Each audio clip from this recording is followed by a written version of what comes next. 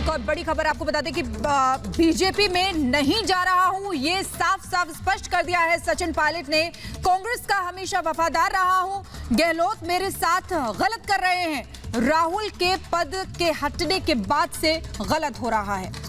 तो आपको बता दें कि सचिन पायलट को लेकर बड़ी खबर, यानी कि उन्होंने बीजेपी को लेकर अपना रुख स्पष्ट कर दिया है कि मैं बीजेपी में तो नहीं ही जा रहा हूं, गहलोत लेकिन जो मेरे साथ गलत कर रहे हैं उसको लेकर यहां पर बात है, यानी कि मेरे आत्मसम्मान की बात है। तो देखिए साफ हो गया, जो रिपब्लिक भारत लगातार आपको कहता आ रहा है कि ये जो कांग्रेस में लगातार विभाजन हो रहा है, ये आला कमान की टसल है, ये मां और बेटे की लड़ाई का नतीजा सामने आ रहा है। क्योंकि जब तक राहुल गांधी अध्यक्ष पद पर बने हुए थे, राहुल टीम को लगातार बल मिलता रहा था, लेकिन राहुल गांधी के अध्यक्ष पद से हटने के ठीक बाद दूसरा दल सक्रिय हो जाता है और एक एक करके राहुल गांधी के जो करीबी नेता रहे हैं, जो उनके मजबूत हाथ माने जाते थे, वो छिटकने शुरू हो गए हैं। सिंधिया निकले थे, अब सचिन पायलट भी निकल रहे हैं, क्योंकि यह भी कहा जा रहा है कि जैसे ही राहुल गांधी छिटके और प्रियंका गांधी वाड्रा एक्टिव पॉलिटिक्स में हुई, यही वो वक्त था जबकि 10 जनपद में अशोक गहलोत की दूरी बढ़ने लगी थी और सचिन पायलट को दरकिनार कर दिया गया था।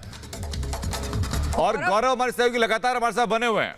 बिल्कुल गौरव, देखिए यहां पर तो स्पष्ट कर दिया है सचिन पायलट ने कि बीजेपी में तो नहीं जा रहा हूं। हालांकि बीजेपी स्वागत के लिए तैयार है, लेकिन फिर भी सचिन पायलट ने अपनी तरफ से मना कर दिया है।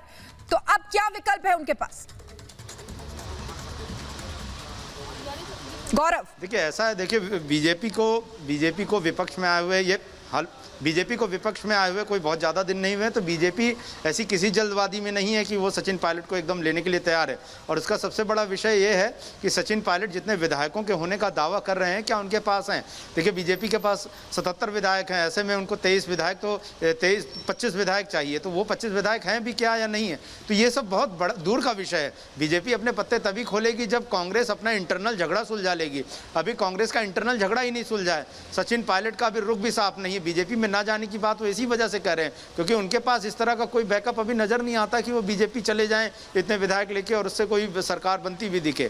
तो वजह यही है कि सचिन पायलट साफ कह रहे हैं, लेकिन ये बात सही है कि जिस तरह से एसओजी की कार्रवाई हुई, जिस तरह से पूछताछ के लिए बुलाया गया, जिस तरह से नोटिस जारी हुई, जिस तरह से आरोप लगे कि फोन टैप होते हैं, तमाम सारी चीजें होती हैं, उन्हें फाइलों पे साइन तक नहीं करने दिया जाता, फैसले नहीं दिए जाते। लेकिन अब गौरव लगातार निगाहें बनी हुई हैं कि जो कहा जा रहा है कि 1 बजे अपना स्टेटमेंट जारी करेंगे। प्रेस कॉन्फ्रेंस की बात थी हालांकि कल से, हालांकि अब तक के लिए प्रेस कॉन्फ्रेंस नहीं कर रहे हैं, स्टेटमेंट जारी करेंगे। उस स्टेटमेंट में क्या कहते हैं? बहुत शुक्रिया आपको हम तक जुड़ने के लिए गौरव, और इस जानकारी को हम तक साझा करने के लिए। फिलहाल एक नजर राजस्थान की सियासत में आज बड़ा दिन। मंत्रिमंडल से बर्खास्तगी के बाद सचिन पायलट का बड़ा बयान, कहा मैंने कांग्रेस के लिए की कड़ी मेहनत, पायलट ने बीजेपी में शामिल होने से किया इनकार।